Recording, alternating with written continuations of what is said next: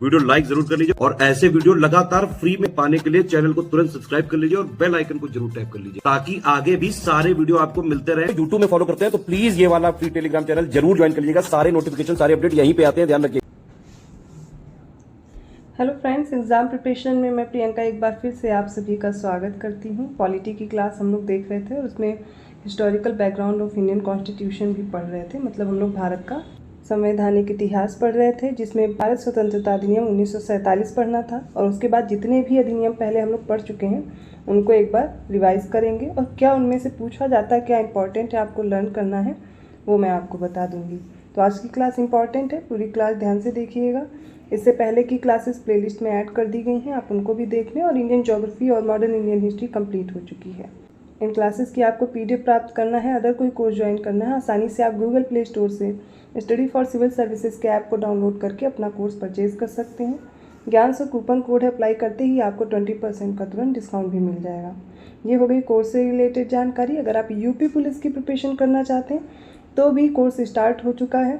बहुत ही कम फीस में आप इस कोर्स को ज्वाइन करके अपनी प्रिपरेशन बेहतर कर सकते हैं, सिलेक्शन ले सकते हैं। चलिए आज की क्लास स्टार्ट करते हैं। तो भारतीय स्वतंत्रता अधिनियम, इसके लिए भारतीय स्वतंत्रता विधेयक आता है 4 जुलाई 1947 को और यह ब्रिटिश संसद में पेश किया जाता है और 18 जुलाई 1947 को इसे शाही सहमति भी प्राप्त हो जाती है और यह अधिनियम 15 अगस्त 1947 को लागू हो गया था। ब्रिटेन के प्रधानमंत्री उस समय थे क्लीमेंट एटली। इन्होंने 20 फरवरी 1947 को कहा था कि ब्रिटिश सरकार जल्द से जल्द जून 1948 तक ब्रिटिश भारत को स्वशासन प्रदान कर देगी। एटली की घोषणा के बाद मुस्लिम लीग द्वारा देश के विभाजन की मांग को लेकर के आंदोलन किया गया था। फिर दोबारा से 3 जून 1947 को ब्रिटिश सरकार ने यह स्पष्ट कर दिया कि भारत की संविधान सभा, जो कि 1946 में गठित हो गई थी, इसके द्वारा बनाया गया कोई भी संविधान देश के उन हिस्सों पर लागू नहीं हो सकता जो इसे स्वीकार करने के लिए तैयार ही नहीं थे।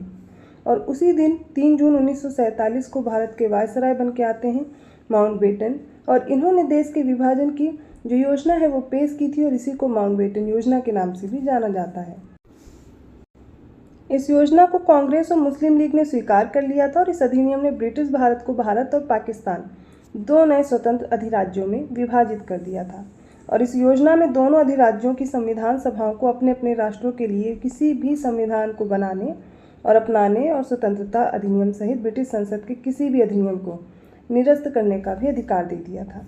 नए संविधानों का मसौदा तैयार और लागू होने तक संविधान सभाओं को अपने संबंधित अधिराज्य के लिए कानून बनाने का अधिकार दिया गया था और 15 अगस्त 1947 के बाद पारित ब्रिटिश संसद का कोई भी अधिनियम नए अधिराज्यों में से किसी पर भी लागू नहीं होना था जब तक कि उस अधिराज्य की विधायिका के कानून द्वारा इसे विस्तारित नहीं किया गया हो।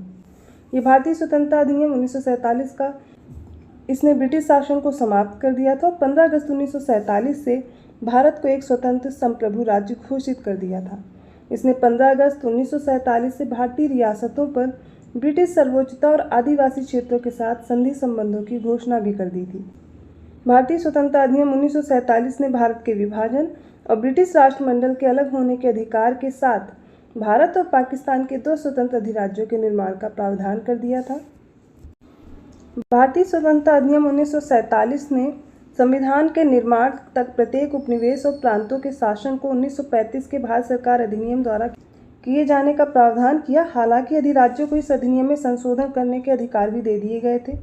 इस अधिनियम ने नया संविधान बनने तक प्रत्येक डोमिनियन में शासन संचालित करने और भारत शासन अधिनियम 1935 के तहत उनकी प्रांतीय सभाओं में सरकार चलाने की व्यवस्था की थी। हालांकि दोनों डोमिनियन राज्यों को इस कानून में सुधार करने का भी अधिकार था। भारतीय स्वतंत्रता अधिनियम 1947 से भारत के राज्य सचिव के पद को समाप्त किया गया और उसके कार्यों को राष्ट्रमंडल मामलों के राजकीय सचिव को स्थानांतरित कर दिया गया था। इस अधिनियम ने वायसराय के पद को भी समाप्त कर दिया और प्रत्येक अधिराज्य के लिए गवर्नर जनरल का प्रावधान कर दिया था, जिसे ब्रिटिश शासक द्वारा डोमिनियन कैबिनेट की सलाह पर नियुक्त किया जाना था। ब्रिटेन में महामहिम की सरकार का अब से ये भारत या पाकिस्तान सरकार के संबंध से कोई भी उत्तरदायित्व नहीं था। राज्य सचिव पद का जो गठन है वो 1858 ईस्वी का जो अधिनियम था उसके तहत हुआ था। इसी अधिनियम ने भारत के गवर्नर जनरल और प्रांतीय गवर्नरों को राज्यों के संवैधानिक जो नाम मात्र के प्रमुख थे इनके रूप में नामित किया। उन्हें सभी मामलों में संबंधित मंत्रिपरिषद की सलाह पर कार्य करने के लिए कहा गया। इस अधिनियम से इंग्लैंड के शासक के जो शाही खिताब से भारत के सम्राट की उपाधि थी वो हटा ली गई थी। इस अधिनियम के द्वारा भारत के राज्य सचिव द्वारा सिविल सेवा में नियुक्तियां करने और पदों में आरक्षण करने की प्रणाली समाप्त कर दी गई थी। 15 अगस्त 1947 से पूर्व के सिविल सेवा कर्मचारियों को वही सुविधाएं मिलती रहीं जो उन्हें पहले से प्राप्त थीं। इस अधिनियम ने भारतीय रियासतों को या तो भारत के डोमिनियन या पाकिस्तान के डोमिनियन में शामिल होने या स्वतंत्र रहने की भी स्वायत्तता दे दी थी। भारतीय स्वतंत्रता अधिनियम जो ये आया 1947 का, इसने ब्रिटिश शासक को विधेयकों के मामले में उनकी स्वीकृति के लिए कुछ विधेयकों का आरक्षित करने और वीटो का उपयोग करने के लिए अधिकार से वंचित कर दिया था। लेकिन यह अधिकार गवर्नर जनरल के पास अभी भी था। गवर्नर जनरल को महामहिम के नाम से किसी भी विधेयक को स्वीकृति देने का पूर्ण अधिकार था। एटली ने कहा कि भारत में ब्रिटिश मिशन की पूर्ति घटनाक्रम की एक लंबी प्रक्रिया की परिणति थी। इस तरह सैमुअल ने हाउस ऑफ लॉर्ड्स में इस अधिनियम को युद्ध के बिना एक शांति की संधि के रूप में वर्णित किया। डॉक्टर राजेंद्र प्रसाद ने कहा, भारत पर ब्रिटिश शासन की अवधि आज समाप्त हो रही है और ब्रिटेन के साथ हमारे संबंध समानता, सद्भावना और आपसी समझ के आधार पर कायम रहेंगे। मौलाना अबुल कलाम आज़ाद ने कहा, पाकिस्तान में मुसलमानों के लिए 14 अगस्त एक खुशी का दिन है और हिंदुओं और सिखों के लिए यह शोक का दिवस है। इस प्रकार भारत के संवैधानिक विकास में हमने सारे अधिनियमों को पढ़ा, लेकिन एक एक करके मैं फिर से जो भी कॉमन चीज़ें हैं वो मैं आपको बता दूंगी कि आपको याद रखना है। और कुछ अधिनियम शायद समझ में नहीं आए, मुझे कमेंट भी आया तो मैं उनको रिपीट कर दूंगी जिससे आसानी से आपको अब समझ में आ जाए। सबसे पहले देखेंगे 1773 का रेगुलेटिंग एक्ट। इसके तहत जो बंगाल का गवर्नर था उसका पद बनाया गया बंगाल का गवर्नर जनरल, और वॉरेन हेस्टिंग पहले गवर्नर जनरल थे और इनकी सहायता के लिए 4 सदस्यीय कार्यकारी परिषद का गठन हुआ। और इस अधिनियम के तहत ही कलकत्ता में एक सुप्रीम कोर्ट की स्थापना की गई। कब हुई? 1774 में, लेकिन एक्ट यही था। मुख्य न्यायाधीश कौन थे? तो एलिजा एमपी थे, ये याद रखना है। अभी जो बंगाल का गवर्नर जनरल पद बनाना, तो इसके अंडर आ गए मद्रास और बम्बई के गवर्नर, ठीक है। इसके अलावा कंपनी पर जो नियंत्रण था वो कोर्ट ऑफ डायरेक्टर्स का था, ठीक है। और यहाँ पर रिश्वत लेने या भारतीयों से जो उपहार और पैसे वगैरह लिए जाते थे उन पर भी रोक लगाई गई। पहला तो ये हो गया 1773 का, जो आपको याद रखना है इसमें। अगला एक्ट था 1781 का।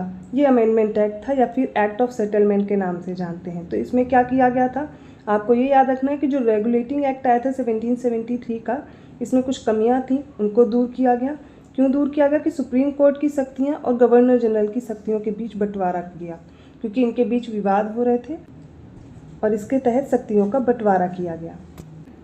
अभी जो पिट्स इंडिया एक्ट आता है 1784 का, इसमें क्या हुआ? तो इसमें आपको याद ये रखना है कि कंपनी के जो वाणिज्यिक और राजनीतिक कार्य थे, मतलब जो व्यापार संबंधी था कार्य और दूसरा तो राजनीतिक कार्य था, अब इसका प्रबंधन करने के लिए अलग अलग बॉडी बनाएंगे। पहली तो कोर्ट ऑफ डायरेक्टर्स आपको पता है, जिनके अंडर में आती थी ईस्ट इंडिया कंपनी, ठीक है, वो अब व्यापारिक कार्य ही देखती थी। लेकिन एक और बॉडी बनाई गई जिसे बोलते हैं बोर्ड ऑफ कंट्रोल। जितने भी राजनीतिक कार्य होते थे, पॉलिटिकल इश्यूज होते थे, उनको मैनेज करने का कार्य कौन करते थे? बोर्ड ऑफ कंट्रोल करते थे, ठीक है। ये एक निकाय का गठन किया गया जो नियंत्रण कर रहे थे या फिर प्रबंधन कर रहे थे जितने भी राजनीतिक कार्य हैं। लेकिन कोर्ट ऑफ डायरेक्टर्स को याद रखना, वो सिर्फ वाणिज्यिक कार्य देख रहे थे। इसके अलावा जो ईस्ट इंडिया कंपनी के अंडर में जितना भी क्षेत्र था भारत का, वो कहा जाने लगा ब्रिटिश आधिपत्य का क्षेत्र, ये याद रखना है। और उस पर नियंत्रण किसका हो गया? ब्रिटिश सरकार का हो गया। कंपनी के द्वारा इन कार्यों पर वो पूर्णतः नियंत्रण कर रहे थे। अगला जो 1786 का अधिनियम, इसमें आपको याद ये रखना है कि कॉर्नवालिस को गवर्नर जनरल पद दिया गया था, जो कि कोर्ट ऑफ डायरेक्टर्स और बोर्ड ऑफ कंट्रोल के अंडर में ब्रिटिश भारत का पहला प्रभावी शासक बन गया था, ठीक है। तो उसकी कुछ शर्तें थी जिनको मान करके इसको बनाया गया था कमांडर इन चीफ।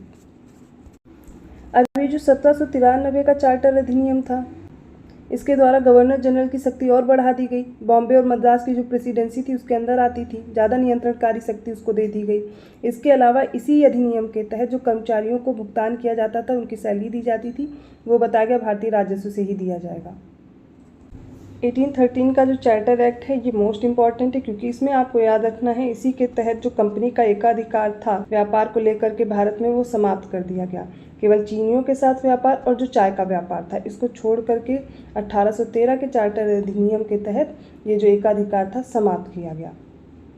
इसी अधिनियम के तहत ईसाई मिशनरीज भी भारत में आई थी। नेक्स्ट 1833 का चार्टर एक्ट, इसके तहत जो चाय और चीनियों के साथ व्यापार पर एकाधिकार था वो भी समाप्त कर दिया गया। तो पूर्णतः एकाधिकार जो ईस्ट इंडिया कंपनी का था वो खत्म हो गया 1833 का जो चार्टर एक्ट आता है।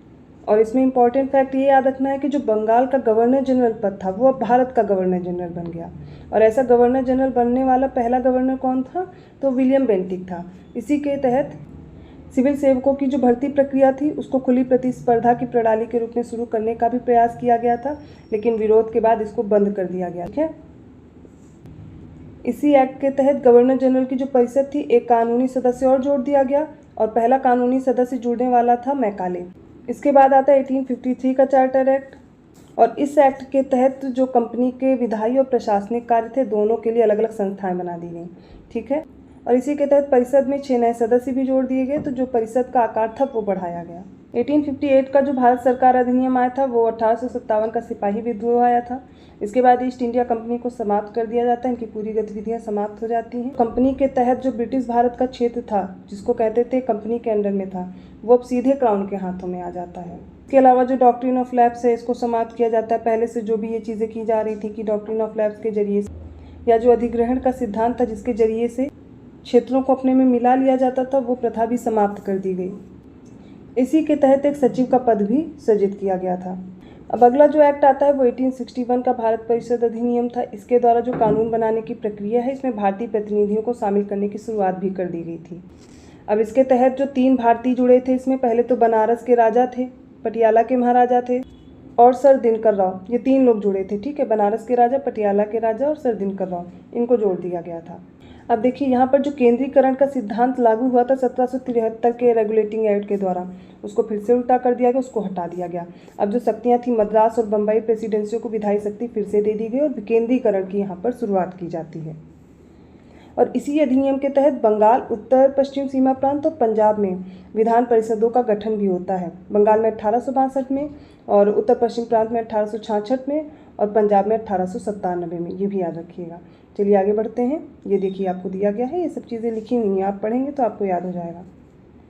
अगला एक्ट जिसमें सबसे ज़्यादा कन्फ्यूज़न रहा वो 1892 में रहा, क्योंकि आपको जो भी बताया गया कि इसमें सदस्य जोड़े गए, क्योंकि यहाँ पर विधान परिषदों में जो संरचना थी उसमें कई और सदस्य जोड़े गए थे। ये आपको बहुत कंफ्यूज कर रहा था कि इसको कैसे याद करें, लेकिन यहाँ पर आपसे ये नहीं पूछेगा कौन कहाँ से आ रहा है, ऐसे प्रश्न नहीं बनते। आप प्रश्नों की प्रकृति देखेंगे तो आप समझ पाएंगे कि आपको कैसे प्रिपेयर करना है। इसलिए PYQ पे जरूर फोकस कीजिए। प्रीवियस ईयर क्वेश्चन पे ऑलरेडी कराए हुए हैं, प्लेलिस्ट में ऐड हैं। जिसने भी RO री एग्ज़ाम के लिए प्रीवियस ईयर क्वेश्चन नहीं सॉल्व किए हैं या फिर UP PCS के लिए नहीं किए हैं तो ये गलत बात है। आप पहले प्रीवियस ईयर क्वेश्चन जरूर देख लीजिए और रिसेंट वाले पेपर जरूर देखिए। रिसेंटली जो भी हुए, जैसे RO का पेपर हुआ है, आपने देखा कितना टफ था एग्जाम। मैं उसको बहुत इजी प्रकृति का तो नहीं बोल सकती, ठीक ठाक था कि स्टेटमेंट वाइज क्वेश्चन बहुत ज़्यादा थे, समय के हिसाब से आपको सॉल्व करने में टाइम लग रहा था। तो फिर इसके लिए आपको क्या करना है, आपको जो चीज़ें पढ़नी है समझना पड़ेगा कि प्रश्न पूछे कैसे जा रहे हैं और उसी तरह से आप कंटेंट प्रिपेयर करेंगे।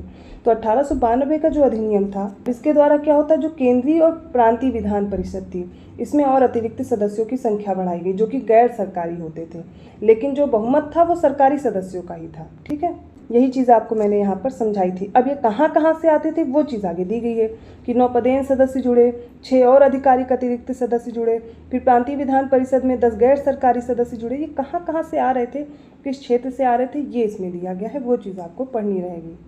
अब ये जो प्रांतीय और केंद्रीय विधान परिषदों का विस्तार किया गया, इसमें जो गैर सरकारी सदस्य जोड़ने थे अब वो आएंगे कैसे, तो उनके लिए चुनाव का प्रावधान भी किया गया। अब ये चुनाव का प्रावधान, अब आपको ये जानना होगा कि ये प्रत्यक्ष था कि अप्रत्यक्ष चुनाव था। देखिए इसमें चुनाव शब्द का तो प्रयोग ही नहीं हुआ था, इसमें सिफारिश के जरिए से पदों को सृजित किया जाता था, इनको नियुक्त किया जाता था। इसी अधिनियम के तहत आप देखेंगे जो प्रांतीय विधान परिषद थी, बंगाल चैम्बर ऑफ कॉमर्स थी, इनकी सिफारिश के द्वारा जो वायसराय थे वो गैर सरकारी सदस्यों का नामांकन करते थे। ये शक्ति किसके पास थी, वायसराय के पास थी। और इसके अलावा जो प्रांतीय विधान परिषद थी इसमें गवर्नर को जिला परिषद, नगर पालिका हो, विश्वविद्यालय, व्यापार संघ, जिम्मेदार, इन्हीं सभी की सिफारिश पर गैर सरकारी सदस्यों को नियुक्त करने की शक्ति मिल गई थी। फिर आता है 1909 का भारत परिषद अधिनियम। इसके तहत क्या हुआ, इसी को मार्ले मिंटो सुधार कहते थे। मार्ले क्या थे, इंग्लैंड में भारत के राज्य सचिव थे और मिंटो वायसराय थे, इसीलिए से मार्ले मिंटो सुधार के नाम से जानते हैं। अब यहाँ पर सांप्रदायिक प्रतिनिधित्व का प्रावधान कर दिया गया। जो मुस्लिम लीग थी ये चाहते थे इन्हें पृथक निर्वाचन मिले, तो इनको पृथक निर्वाचक मंडल दे दिया जाता है और इसीलिए मिंटो को सांप्रदायिक निर्वाचन के जनक के रूप में जाना जाता है। इसके अलावा जो केंद्रीय विधान परिषद थी, इसमें सदस्यों की संख्या भी बढ़ाई गई, 16 थी 60 कर दी गई। इसके अलावा आपको याद ये रखना है, जो पृथक निर्वाचक मंडल की इसमें शुरुआत की गई पहली बार, आगे इसको और बढ़ाया जाता है। इसका विस्तार किया जाएगा 1919 के भारत सरकार अधिनियम के द्वारा, और इसको बोलते हैं मॉन्टेग्यू चेम्सफोर्ड या फिर मॉन्टफोर्ड एक्ट बोलते हैं। मॉन्टेग्यू भारत के राज्य सचिव थे, लेकिन चेम्सफोर्ड भारत के वायसराय थे इस समय पे, तो ये हो गया मॉन्टफोर्ड सुधार। इसमें हुआ क्या, पहले तो मैंने बताया जो पृथक निर्वाचक मंडल था या फिर जो पृथक निर्वाचन की सांप्रदायिक प्रतिनिधित्व की प्रथा थी, वो और विस्तार किया गया। पहले मुस्लिम के लिए था, अब सिख हो गए, यूरोपी हो गए, ईसाई, एंग्लो इंडियन, यूरोपी, इन सभी लोगों को अलग निर्वाचक मंडल दे दिया गया था, इसका विस्तार किया गया। और इसी अधिनियम के तहत ही लोक सेवा आयोग का गठन होता है 1926 में, ली आयोग की सिफारिश पर। और बजट के लिए वार्षिक वित्तीय विवरण शब्द का प्रयोग हुआ। जो भी हाईलाइटेड चीज़ें हैं उनको देखते चलिए। इसके अलावा जो प्रांतीय विषय थे, 2 भाग में विभक्त हुए, एक आरक्षित, दूसरा हस्तांतरित विषय हो गया। जो आरक्षित विषय थे, इस पर गवर्नर कार्यपालिका परिषद की सहायता से शासन करते थे, और जो हस्तांतरित विषय थे, इस पर गवर्नर जनरल का शासन होता था, लेकिन मंत्रियों की सहायता लेते थे। तो इस प्रकार प्रांतों में द्वैत शासन लागू हो जाता है। और ये जो द्वैत शासन है या डायरकी है, ये 1935 के भारत शासन अधिनियम में हटाया जाता है। अब ये जो भारत शासन अधिनियम है सबसे लंबा था, ज़्यादातर चीज़ें इसी से ली गई हैं हमारे संविधान में। 321 धाराएं थी, 14 भाग थे, 10 अनुसूची थी।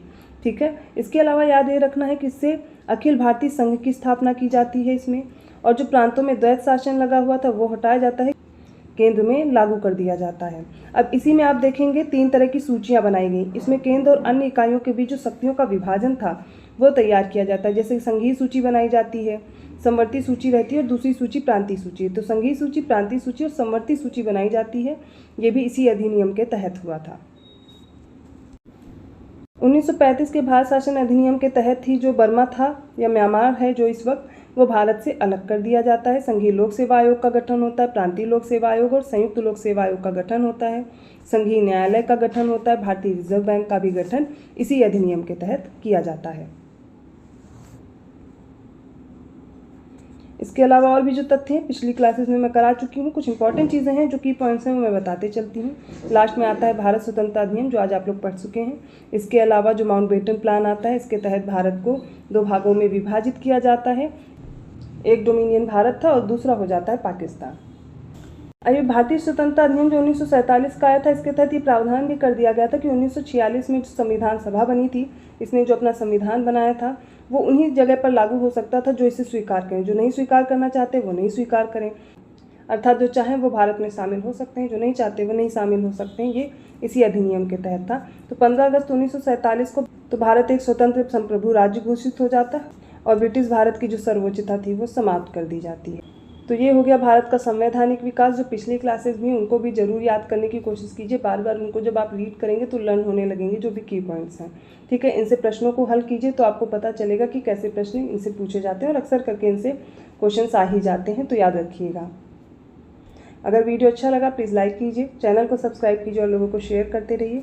यहाँ पर कुछ नंबर्स दिए गए हैं, अगर आप पेड ग्रुप की जानकारी लेना चाहते हैं इन पर कॉल या मैसेज कर सकते हैं। Otherwise study for civil services का ऐप डाउनलोड करके आप अपने कोर्स को परचेज कर सकते हैं। सिंपल है, जो भी कोर्स परचेज करेंगे ज्ञान सर कूपन कोड है, अप्लाई करेंगे 20% का डिस्काउंट मिल जाएगा। यूपी पीसीएस, आरओ एआरओ किसी भी एग्जाम की प्रिपरेशन कर रहे हैं, स्टेट पीसीएस है, इवन अब यूपीपी की भी प्रिपरेशन करनी है, उसके लिए ज्ञान सर एजुकेशन ऐप आपको डाउनलोड करना है, उसमें कोर्स मिल जाएगा।